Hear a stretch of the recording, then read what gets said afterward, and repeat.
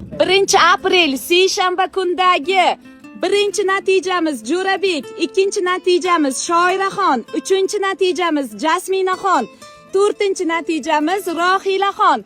Barchangizni bugungi muvaffaqiyat bilan chin dildan tabriklayman. Rahmat, sog' bo'ling.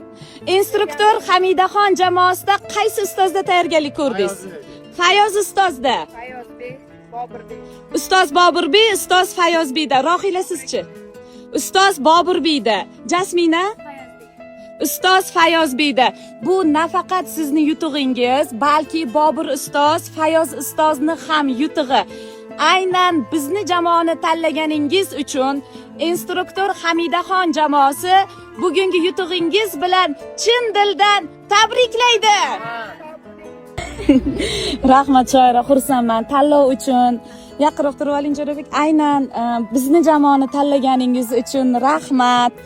Aytishadi-yu, bu hayotda meni o'zi shiorim bor, rost akasimga.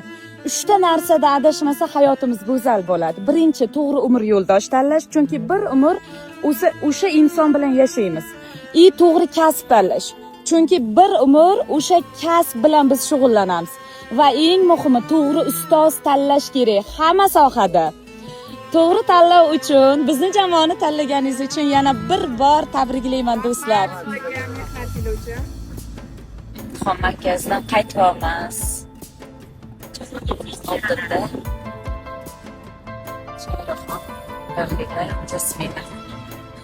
Men 4-chi bo'lib olibman. Rohilani oldiga o'tirib olganman. Ustoz aytganini qilinglar, deganini qilmanglar.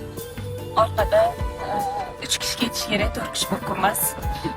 Vaziyat shuni taqozo qildi. Orqada 4 ta biz. Oldinda Jo'rabek.